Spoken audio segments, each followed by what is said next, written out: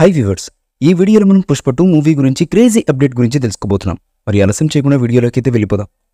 అల్లు అర్జున్ గారు genius director Sukumar గారి కంబల్లో తెరకెక్కుతున్న భారీ బడ్జెట్ చిత్రం పుష్ప 2.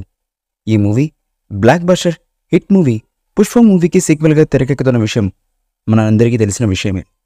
ఇందులో రష్మిక మందన హీరోయిన్గా నటిస్తుండగా మైత్రి మూవీ మేకర్స్ బ్యానర్పై అత్యంత భారీ బడ్జెట్తో మేకర్స్ ఈ సినిమాని నిర్మిస్తున్నారు. ఇప్పటికే పుష్ప 2 నుంచి వచ్చినటువంటి పోస్టర్స్, గ్లిమ్స్, మొదటి 2 సింగిల్స్ కూడా భారీ అంచనాలు ఈ సినిమాపై పెంచేశాయి. అయితే పుష్ప 2 మూవీ ఆగస్టులో విడుదల కావాల్సి ఉండగా షూటింగ్ పూర్తి కాకపోవడంతో వాయిదా పడిన విషయం మనందరికీ తెలిసిందే.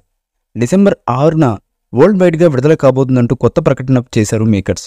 దీంతో icon star fans Pushpa 2 updates కోసం ఆతృతగా ఎదురు చూస్తున్నారు. ఈ క్రమంలోనే తాజాగా మైత్రి మూవీ మేకర్స్ సోషల్ మీడియా వేదికగా అదిరిపోయే పోస్టర్ను విడుదల చేశారు.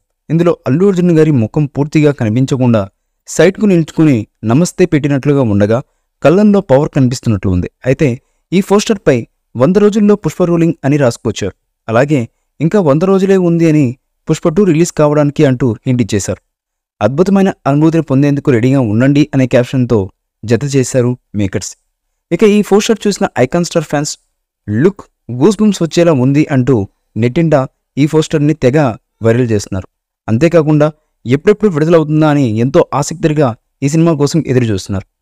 ఇదిలా ఉండగా విశ్వసనీయ వర్గాల నుంచి అందుతున్న సమాచారం ప్రకారం అతి త్వరలో పుష్ప 2 నుంచి 3వ సాంగ్ రిలీజ్ కాబోతున్నట్లుగా తెలుస్తున్నటువంటి సమాచారం.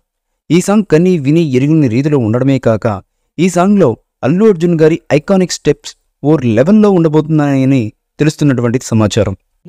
ఈ మూవీపై మీ అభిప్రాయాన్ని కామెంట్ బాక్స్లో తెలియజేయండి. ఈ వీడియో మీకు నచ్చితే లైక్ చేయండి, షేర్ చేయండి, కామెంట్ చేయండి. మరిన్ని అప్డేట్స్ కోసం మన ఛానల్ని సబ్స్క్రైబ్ చేయండి. అలాగే పక్కనే ఉన్న గంట సింబల్ని గట్టిగా టంగ్ టంగ్ అని కొట్టేసేయండి.